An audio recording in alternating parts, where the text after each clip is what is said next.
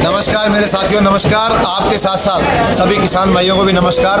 बाजार तो देखो थोड़े गिरे रहे हैं, प्रतिदिन आपने देखा होगा 100 की गिरावट है। जो उसके बाद भी अपन हंसी खुशी रहेंगे तो ये समय भी निकल जाएगा। पुराने दिन भी निकल गए, तेजी के माहौल भी आए थे। अब दोबारा थोड़ा ठंडे बाजार हैं तो इनको भी हम धीरे धीरे इस दौर को भी हम निकालें। आज सर बात करें मंडी के अंदर और आपके बाजार भाव कैसे रहे और कितनी आवक रही है अलवर मंडी के अंदर? देखिए, आवक की अगर बात करें तो अलवर मंडी के अंदर लाल प्याज जो विशिष्ट प्याज मंडी है अलवर की, राजस्थान की एकमात्र मंडी जो लाल सोने के नाम से और लाल प्याज के नाम से प्रसिद्ध है।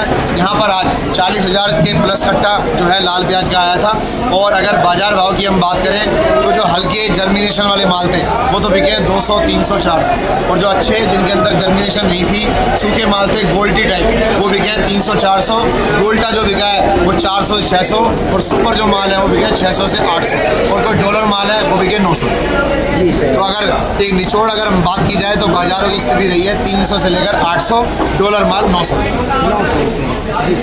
आवक ही वही चल रही है 45 से 50,000। आवक लगातार वही है, स्टेबल आवक है 35,000, 40,000, 45,000 कट्टा। लेकिन जैसे जैसे भाव गिरता है किसान अधीर हो जाता है और वो अमूमन ये देखने को लगता है जैसे बाजार गिरता है तो प्याज की आवक जो है बढ़ जाती है। तो मेरा आपके चैनल के माध्यम से ये संदेश रहेगा किसानों को कि आप गिरते बाजारों में हतप्रद ना हो, और ऐसा ना हो कि कल आप मंडी के अंदर 80,000 कट्टा कर दें। अगर आपने ये स्थिति कर दी तो बाजारों में सीधा 200 रुपये गिरावट देखने को मिलेगी। और अगर यही स्थिति आप रखते हैं 40,000 कट्टे आते हैं तो 100 की गिरावट होगी। और अगर आप 10,000 कट्टे घटा देते हैं तो आज का भाव कल खुलेगा। ये मेरी बात आप नोट कर लेना, मैं कल शनिवार के लिए आपको ये बात है सर। आपके हर वीडियो में सच्चाई होती है, हर शब्द में आपकी सच्चाई होती है।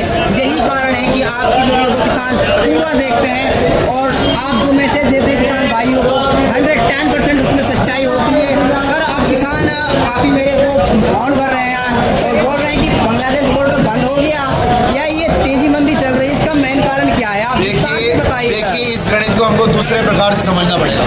वही प्याज जो है हमारी अलवर में 200 से 400 और 500 रुपये मन बिक रही थी। एकाएक हमें एक खबर आती है कि बांग्लादेश सरकार ने हमें आईपी ऑर्डर जारी कर दिया है 50 ट्रक का। उन्होंने आईपी ऑर्डर तो जारी किया 4 दिन बाद, लेकिन हमने यहाँ पर तेजी कर दी 400 रुपये मन की सेम डे से। ये आपने भी देखा होगा और किसानों ने भी देखा होगा। जी सर। फिर तुरंत जैसे ही 50 गाड़ियों की एंट्री का आईपी जारी हुआ, 4 दिन 5 दिन पश्चात जैसे एक हफ्ता गुजरता है तो वहाँ पर सरकारों से जो है बांग्लादेश सरकार से बाजार नियंत्रण में नहीं आते हैं और वो उस ऑर्डर को 50 से सीधा बढ़ाकर 200 के आंकड़े पर ले जाता है। तो जैसे ही हम ये खुशी की खबर हमारे बीच में फैलती है, उसके साथ साथ हमने एक चीज़ हमको ये नोटिस और करनी पड़ेगी कि अलवर के साथ साथ रतलाम, MP और नासिक की प्याजें भी समानांतर रूप से चालू हो चुकी थी और उनको भी बाजार चाहिए था। इसी वजह से 200 गाड़ी का जैसे ही वहाँ पर आईपी ऑर्डर जारी हुआ तो हमारे साथ साथ नासिक की और रतलाम की प्याजें भी वहाँ पर जाने लगी।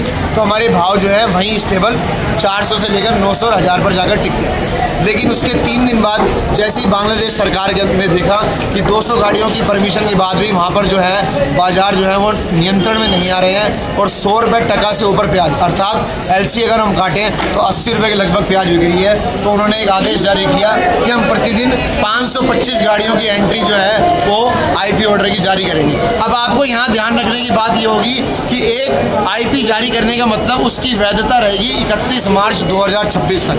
मतलब प्रतिदिन वो सरकार 525 गाड़ियों की आईपी जारी तो कर रहा है, लेकिन जिनको वो जारी कर रहा है वो 31 मार्च तक कभी भी उन गाड़ियों को मंगा सकते हैं। अब सरकार ने तो जारी कर दी 525 गाड़ी, जी सर, लेकिन जो बीच में इंटरमीडिएट जिन्होंने गाड़ी की आईपी जारी करवाई है वो तो मात्र 100 गाड़ी की एंट्री करवा रहे हैं।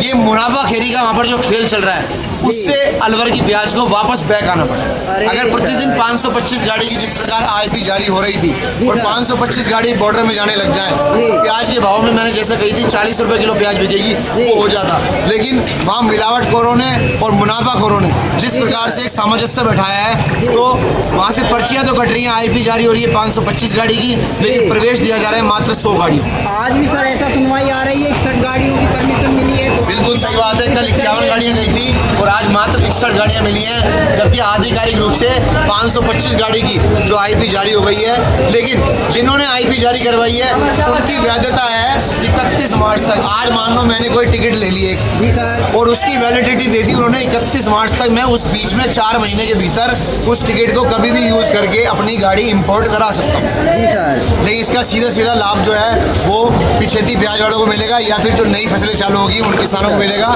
अलवर के जो किसानों को ये लाभ मिलता है वो नहीं दिख रहा है और उसी का परिणाम है कि बाजार जो है प्रतिदिन 100 रुपये टूट रहा है। क्या बात है सर, इसका मेन सच्चाई यही है जो 525 गाड़ियों की सुनवाई आ रही है, 200 गाड़ियों की सुनवाई आ रही है, हाँ। उसमें से मात्र 50-60 गाड़ियाँ प्रवेश कर रही हैं और ये सब भ्रष्टाचार चल रहा है। मैंने भी बात की है कई जगह और जिसकी वजह से किसानों को प्याज का भाव नहीं मिल पा रहा है और यही कारण है जो भाव जो है निरंतर गिर रहे हैं जी। क्योंकि हमारे समानांतर और जगह की प्याजें भी चालू हो गई हैं, उधर से परमिशन मिल नहीं रही।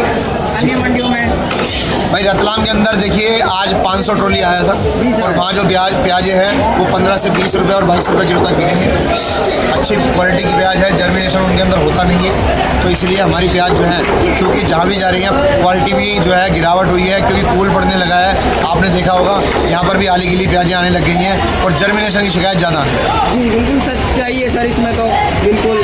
काफ़ी व्यापारी कह रहे हैं कि जब हम यहाँ से फ़ोटो खींचते हैं प्याज के और जब वो 2-3 दिन बाद वहाँ उनके पास में पहुँच के व्यापारी उनके पास में उसमें पूरे उग जाते हैं। बिल्कुल। वो बोलते हैं कि हमने रेट आपको जो दिया है वो दिया था जो आपने फ़ोटो डाला है, इसका नहीं दिया जो पुराव किया है। देखिए अब अलवर की प्याज अपना अंतिम चरण पर है, 15 दिन का ही सीजन है, उसके बाद तो केवल छाँट छटेली माल आएंगे तो केवल हमारे यूपी पंजाब और आसपास के क्षेत्रों को कवर करेंगे। लंबी दूरी की जो प्याजें हैं वो केवल ये 31 दिसंबर तक इनकी वैलिडिटी है और 80% प्याज जो है वो खेतों में से निकल चुकी है, मात्र 20% प्याज बच रहा है और उसका भी जल्दी इसी प्रकार विपणन हो जाए। लेकिन किसान भाइयों से फिर आग्रह है अपनी किसान प्याज को जो है बना कर लें, कहीं ऐसा ना हो कि सारे किसान एकदम से प्याजों से इस मंडी को भर दें तो भाव में एकाएक गिरावट देखने का। सर मैं अपनी समझ से बता रहा हूँ जो प्याज में जो तेजी बनी है इसमें आप बताना कितनी सच्चाई है। मुझे लगता है कुछ तो आवक घटी थी बीच में, है ना। दूसरी ये नेफेड है जो ये कंपनियाँ होती हैं जो प्याज के भाव को निरंतर करती हैं, ये भी बंद हो गई थी। तीसरी चीज़ बांग्लादेश जो बॉर्डर है वो भी खुल गया था, इसमें भाव बढ़ने में बॉर्डर नहीं आवक ने भी बहुत भागीदारी निभाई है। दूसरी ये कंपनियाँ जो बंद हुई हैं नेफेड इनसे भी तेजी आई थी। देखिए सरकारी खरीद इस समय नहीं हो रही है, तो सरकार खरीद करती है तो निश्चित रूप से एक बहुत बड़ा मार्केट जो है किसानों को मिल जाता है। कोई भी वेंडर हो प्रतिदिन 10-15 हज़ार कट्टा अगर कहीं से खरीदता है तो निश्चित रूप से बाज़ारों में जो है वो तेज़ी देखने को मिलती है। लेकिन अभी नेफेड की खरीदारी जो है चूँकि बंद है क्योंकि बाज़ारों के अंदर उथल पुथल की स्थिति है, इसलिए नेफेड भी है अपनी खरीदारी नहीं कर रहा है और इसी वजह से जो बाज़ारों के अंदर जो है स्थिरता का माहौल आपने को देखने को मिलता है। जी अब मेरे को ऐसा लग रहा है कि भाव जो गिर रहे हैं दिन पे दिन 2-3 दिन से भाव गिर रहे हैं, इसमें कहीं ना कहीं एक तो आवक बढ़ चुकी है, दूसरा कारण जो बांग्लादेश बॉर्डर पर जो गाड़ी जा रही है उनमें कम गाड़ियाँ प्रवेश कर रही हैं, तो यही कारण है भाव गिर रहे हैं या फिर और भी कोई कारण है सर? नहीं बिल्कुल आपने बिल्कुल तथ्यात्मक रिपोर्ट जो है वो पेश करी है। यही जो 3 मुख्य कारण है उसी की वजह से प्याजों में गिरावट आपने को देखने को मिल रही है। तो यही स्थिति रही तो प्याज अब अगले हफ्ते स्टेबल एक बाजार हो जाएगा तो मुझे लगता है सिमट कर 300 से जो 600 रह जाएगा, मुझे ऐसा लगता है। जी सर, काफ़ी व्यापारियों के मैसेज आते हैं, कमेंट आते हैं, कॉल भी आते हैं कि यहाँ के व्यापारियों से हमारी संपर्क करवाएं, तो उसके लिए काफ़ी किसान हैं जो उनका फ़ोन आते हैं कि हम कहाँ कौन सी आड़त पे प्याज लेके आए, कुछ हमें जानकारी नहीं है, पहली बार आते हैं किसान।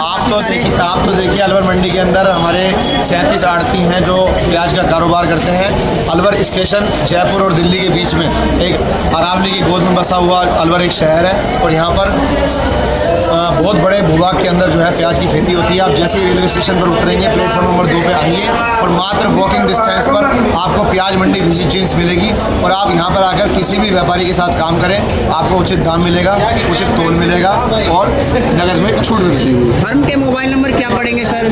आसाराम भाई प्याज कंपनी, सौरभ भाई प्याज कंपनी, दुकान नंबर A7 नई सब्जी मंडी अलवर और मोबाइल नंबर है 96 10 16 19 97। एक बार दूसरा नंबर 99 50 37 12 45। ये मोबाइल नंबर पे संपर्क कर सकता है। जी अब सर हम आपसे दूसरे किसान जो इच्छुक हैं कि प्याज के भाव में तेजी बन सकती है, प्याज को रोकें या फिर धीरे धीरे लाते रहें? अब मुझे कोई तेजी के आसार दिखने नहीं है। जी। बाजार जो है कहीं ना कहीं जाकर स्थिर होंगे जी। और प्याज अपनी धीरे धीरे जिसकी बात बची है रोके नहीं। बनाकर लाए, रोके नहीं। जी जी, धीरे और धीरे जिन्होंने उपाड़ी नहीं है वो उपाड़ना चालू कर दे जी। और धीरे धीरे लाते। धीरे धीरे लाते रहे सफाई के साथ में, क्योंकि सफाई देखी जाती है प्याज में। अब किसान आपसे दोबारा मेहनत मांगे। जी बिल्कुल। तो सर आप जो रिपोर्ट देते हो ना, वास्तव में सच्ची रिपोर्ट देते हो, और यही कारण है किसान इतना प्यार से रिपोर्ट दिखाते हैं और कमेंट भी करते हैं कि आप जो सौरभ भाई रिपोर्ट देते हो ना, वास्तव में सही जानकारी देते हो। आपका भी बहुत बड़ा साधुवाद। आप इसी तरह हमारे जो है संदेशों को निरंतर दूरगामी बैठे किसानों उनके परिवारों तक पहुंचाते रहें और भगवान आप प्रशंसा करते हैं, उस प्रशंसा में आपकी भागीदारी होती है, क्योंकि मुझे इतना पता नहीं है बाहर क्या चल रहा है, एक्सपोर्ट कितना हो रहा है, क्या नहीं हो रहा है, सभी चीज़ की जानकारी आप देते हैं और आपके देखिए जो हमारे पास आंकड़े आते हैं, जो हमारे पास रिपोर्ट आती है, उन्हीं के अंदर मैनिपुलेशन करके हम आप तक वो बातें पहुँचाते हैं। और हम कोई भविष्यवक्ता नहीं है, हम केवल एक अनुमान लगा सकते हैं, एक आकलन कर सकते हैं। उनमें कितनी प्रतिशत सच्चाई रहेगी वो भविष्य के ऊपर निर्भर रहता है, लेकिन हम अपनी तरफ से जितनी हो सकती है सही तथ्यात्मक रिपोर्ट ही आपके सामने प्रस्तुत करते हैं। और आप मेरा तो ईश्वर से यही आग्रह रहेगा कि किसानों के साथ जो है वो अच्छा ही अच्छा करें और इनको इनकी मेहनत का परिणाम समझें। जी सर। सर जय हिंद, जय जवान, जय किसान, जय हिंदुस्तान। तो किसान भाइयों हम मिलाए और सौरभ भाई से जानकारी ली, तो ये इनके नंबर हैं, आप संपर्क कर सकते हो, प्याज ला सकते हो और देख सकते हो कि ये सौरभ भाई के नंबर हैं।